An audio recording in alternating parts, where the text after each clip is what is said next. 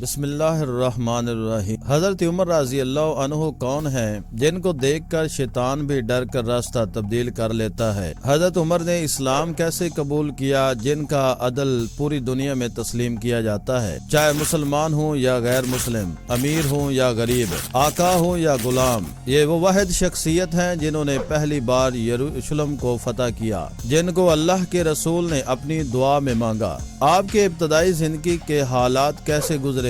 خطبہ حجۃ الوداع کیا ہے؟ حضرت عمر رضی اللہ عنہ کو شہید کس نے کیا؟ آئیے آپ کو تفصیل سے سناتے ہیں۔ عمر فاروق بن خطاب حضرت ابوبکر صدیق کے بعد مسلمانوں کے دوسرے خلیفہ راشد، حضرت محمد صلی اللہ علیہ وآلہ وسلم کے سسر اور تاریخ اسلام کی اہم ترین شخصیات میں سے ایک ہیں۔ عمر بن خطاب رضی اللہ عنہ عشرہ مبشرہ میں ہے۔ ان کا شمار علماء زاہدین صحابہ میں ہوتا تھا۔ ابوبکر صدیق رضی اللہ عنہ کی وفات کے بعد 23 اگست 634 بمطابق 22 جمادی الثانی 13 ہجری کو مسند خلافت سنبھالی۔ عمر بن خطاب ایک باعظمت، انصاف پسند اور عادل حکمران مشہور ہیں۔ ان کی عدالت میں مسلم و غیر مسلم دونوں کو یکساں انصاف ملا کرتا تھا۔ عمر بن خطاب کا یہ عدل و انصاف انتہائی مشہور ہوا اور ان کے لقب فاروق کی دیگر وجوہ تسمیہ میں ایک وجہ یہ بھی بنی۔ آپ رضی اللہ عنہ کا نسب نامی پشت میں رسول اکرم صلی اللہ علیہ وآلہ وسلم سے جا ملتا ہے۔ آپ صلی اللہ علیہ وآلہ وسلم کی نامی پشت میں کعب کے دو بیٹے ہیں، مرہ اور عدی۔ رسول اللہ صلی اللہ علیہ وآلہ وسلم مرہ کی اولاد میں سے ہیں، جبکہ حضرت عمر رضی اللہ عنہ عدی کی اولاد میں سے ہیں۔ عمر بن خطاب ہجری تقویم کے بانی ہیں۔ ان کے دور خلافت میں عراق، مصر، لیبیا، سرزمین شام، ایران، خراسان، مشرقی اناطولیہ، جنوبی آرمینیا اور سجستان فتح ہو کر مملکت اسلامی میں شامل ہوئے اور اس کا رقبہ 22,51,000 اور 30 مربع میل پر پھیل گیا۔ عمر بن خطاب ہی کے دور خلافت میں پہلی مرتبہ یروشلم فتح ہوا۔ اس طرح ساسانی سلطنت کا مکمل رقبہ اور بعض نیتی سلطنت کا تقریباً تہائی حصہ اسلامی سلطنت کے زیر نگین آ گیا۔ عمر بن خطاب نے جس مہارت، شجاعت اور عسکری صلاحیت سے ساسانی سلطنت کی مکمل شہنشاہیت کو 2 سال سے بھی کم عرصہ میں زیر کر لیا، نیز اپنی سلطنت و حدود سلطنت کا انتظام، رعایا کی جملہ ضروریات کی نگہداشت اور دیگر امور سلطنت کو جس خوش اسلوبی اور مہارت و ذمہ داری کے ساتھ نبھایا، وہ ان کی عبقریت کی دلیل ہے۔ آپ کا لقب فاروق، کنیت ابو حفص، لقب و کنیت دونوں رسول اللہ صلی اللہ علیہ وآلہ وسلم کے عطا کردہ ہیں۔ آپ کا نسب نویں پشت میں حضور اکرم صلی اللہ علیہ وآلہ وسلم سے جا ملتا ہے۔ حضرت عمر بن خطاب رضی اللہ عنہ کا خاندان ان ایام جاہلیت سے نہایت ممتاز تھا۔ آپ کے جد اعلیٰ عدی عرب کے باہمی منازعات میں ثالث مقرر ہوا کرتے تھے اور قریش کو کسی قبیلہ کے ساتھ کوئی ملکی معاملہ پیش آ جاتا تو سفیر بن کر جایا کرتے تھے، اور یہ دونوں منصب عدی کے خاندان میں نسل بعد نسل چلے آ رہے تھے۔ دودیال کی طرف عمر ننیحال کی طرف سے بھی نہایت معزز خاندان سے تعلق رکھتے تھے۔ آپ کی والدہ ختمہ ہاشم بن مغیرہ کی بیٹی تھی اور مغیرہ اس درجہ کے آدمی تھے کہ جب قریش کسی قبیلہ سے نبرد آزمائی کے لیے جاتے تھے تو فوج کا اہتمام انہی کے متعلق ہوتا تھا۔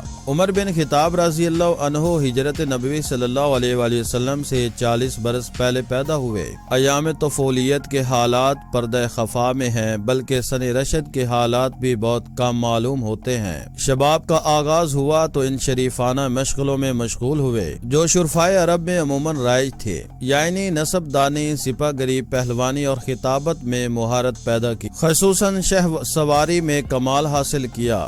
اسی زمانہ میں انہوں نے لکھنا پڑھنا بھی سیکھ لیا تھا۔ چنانچہ زمانہ جاہلیت میں جو لوگ لکھنا پڑھنا جانتے تھے ان میں سے ایک عمر بن خطاب بھی تھے۔ تعلیم و تعلم سے فارغ ہونے کے بعد فکر معاش کی طرف متوجہ ہوئے۔ عرب میں لوگوں کا ذریعہ معاش زیادہ تر تجارت تھا، اس لیے انہوں نے بھی یہی مشغل اختیار کیا اور اسی سلسلہ میں دور دور ممالک کا سفر کیا۔ اس سے آپ کو بڑے تجربے اور فوائد حاصل ہوئے۔ آپ کی خودداری، بلند حوصلگی، تجربہ کاری اور معاملہ فہمی اسی کا نتیجہ تھی، اور انہی اوصاف کی بنا پر قریش نے آپ کو سفارت کے منصب پر معروم کیا تھا۔ قبائل میں جب کوئی پیچیدگی پیدا ہو جاتی تو آپ ہی سفیر بن کر جاتے تھے اور اپنے غیر معمولی فہم و تدبر اور تجربہ سے اس عقدہ کو حل کرتے تھے۔ عمر بن خطاب کا 27واں سال تھا کہ ریگستان عرب میں آفتاب اسلام روشن ہوا اور مکہ کی گھاٹیوں سے توحید کی صدا بلند ہوئی۔ ایک مشہور واقعہ جس کو عام طور پر ارباب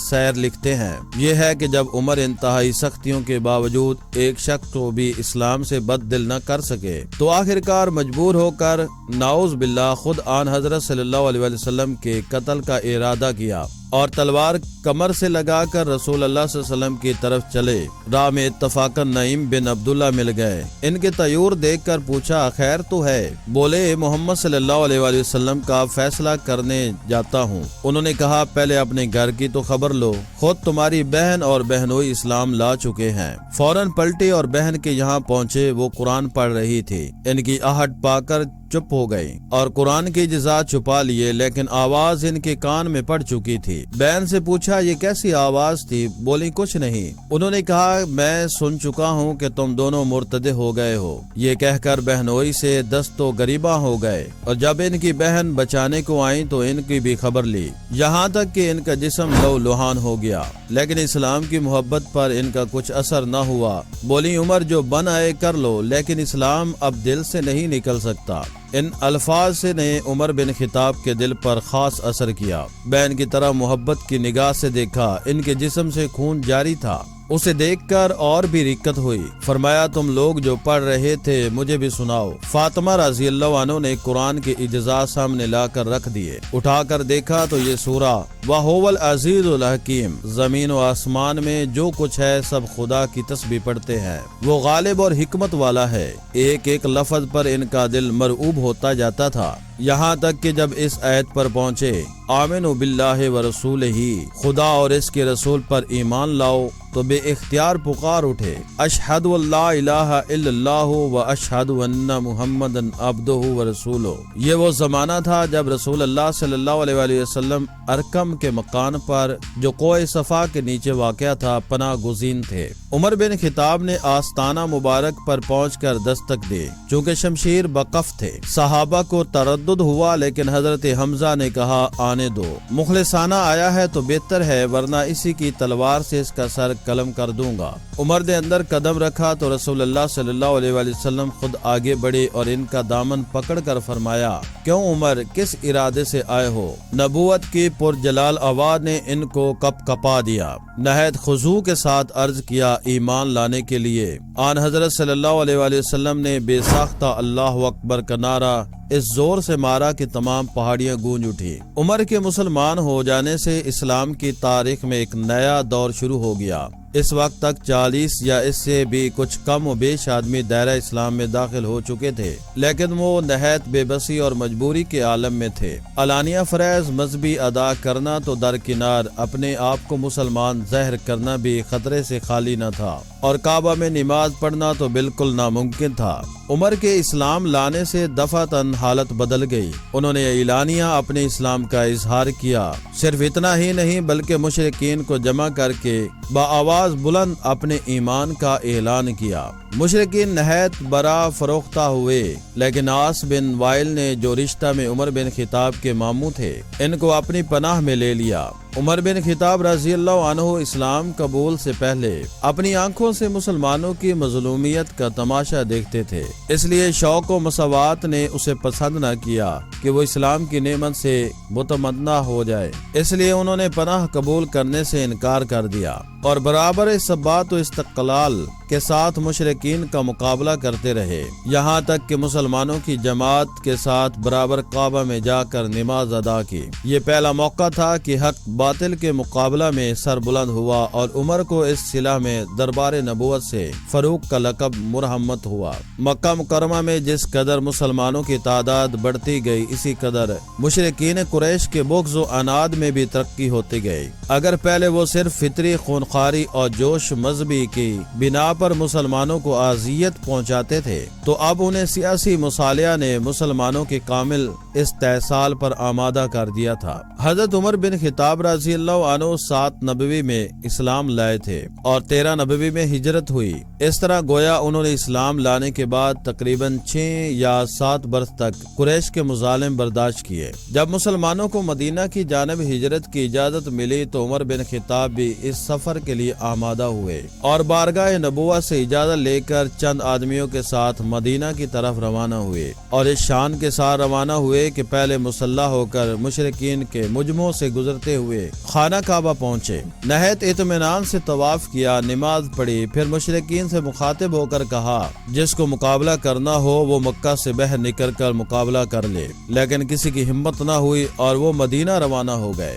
عمر بن خطاب نے کہا کہ ایک آدمی اعلان کے لیے کیوں نہ مقرر کیا جائے۔ رسول اللہ صلی اللہ علیہ وسلم کو یہ رائے پسند آئی اور اسی وقت حضرت بلال رضی اللہ عنہ کو آذان کا حکم دیا گیا۔ آن حضرت صلی اللہ علیہ وسلم حجۃ الوداع کے لیے تشریف لے گئے۔ حضرت عمر بن خطاب بھی ہم رکاب اس حاجت 10 سے واپس آنے کے بعد ابتدا ماہ ربیع الاول 2 شنبہ کے دن آن حضرت صلی اللہ علیہ وسلم بیمار ہو گئے اور 10 روز کی مختصر علالت کے بعد 12 ربیع الاول 2 شنبہ کے دن دوپہر کے وقت آپ کا وصال ہو گیا۔ عام روایت یہ ہے کہ عمر بن خطاب رضی اللہ عنہ نے از خود رفتہ ہو کر مسجد نبوی صلی اللہ علیہ وسلم میں اعلان کیا کہ جو شخص یہ کہے گا کہ آن حضرت صلی اللہ علیہ وسلم نے وفات پائی اس کو میں قتل کر دوں گا۔ شاہد اس میں یہ بھی مصلحت ہو کہ منافقین کو فتنہ پردازی کا موقع نہ ملے، لیکن انصار کے ساتھ بہت بحث و مباحثہ کے بعد حضرت عمر بن خطاب رضی اللہ عنہ نے حضرت ابوبکر صدیق رضی اللہ عنہ کے ہاتھ پر بیعت کر لی اور اس کے بعد لوگوں نے بیعت۔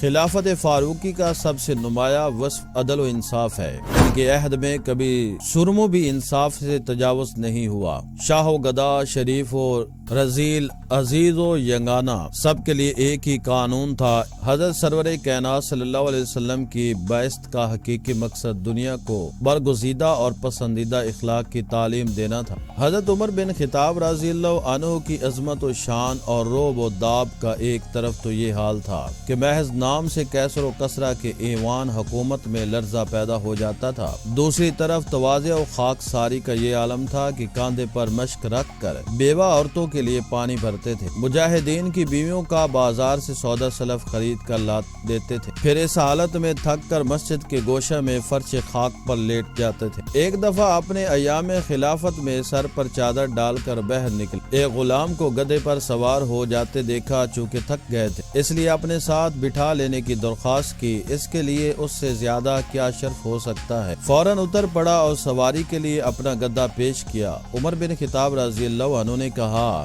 اپنی وجہ سے تمہیں تکلیف نہیں دے سکتا، تم جس طرح سوار تھے سوار ہو، میں تمہارے پیچھے بیٹھ لوں گا۔ غرض اسی حالت میں مدینہ کی گلیوں میں داخل ہوئے لوگ امیر المومنین عمر بن خطاب کو ایک غلام کے پیچھے دیکھتے تھے اور تعجب کرتے تھے۔ آپ سفر شام کے موقع پر مسلمانوں نے اس خیال سے کہ عیسائی امیر المومنین معمولی لباس اور بے سر و سامانی کو دیکھ کر اپنے دل میں کیا کہیں، سواری کے لیے ترکی گھوڑا اور پہننے کے لیے قیمتی لباس پیش۔ حضرت عمر بن خطاب رضی اللہ عنہ نے فرمایا کہ خدا نے ہم کو جو عزت دی ہے وہ اسلام کی عزت ہے اور ہمارے لیے یہی بس ہے۔ مغیرہ بن شعبہ کے ایک پارسی غلام فیروز نامی نے، جس کی کنیت ابو لولو تھی، عمر بن خطاب رضی اللہ عنہ سے اپنے آقا کے باری معصول مقرر کرنے کی شکایت بھیجا تھی، اس لیے عمر بن خطاب رضی اللہ عنہ نے توجہ نہ کی۔ اس پر وہ اتنا ناراض ہوا کہ صبح کی نماز میں خنجر لے کر اچانک حملہ کر اور متواتر 6 وار کیے۔ عمر بن خطاب رضی اللہ عنہ کے صدمے سے گر پڑے اور حضرت عبد الرحمن بن عوف رضی اللہ عنہ نے نماز پڑھائی۔ جب آپ کسی بزرگ کو عامل بنا کر بیچتے تھے تو یہ شرائط سنا دیتے تھے: گھوڑے پر کبھی مت سوار ہونا، عمدہ کھانا نہ کھانا، باریک کپڑا نہ پہننا، حاجت مندوں کی دادرسی کرنا، اگر اس کے خلاف ہو تو سزائے دے۔ دوستو، اگر آپ کو ویڈیو اچھی لگی ہو تو کمنٹ میں ضرور بتائیے گا۔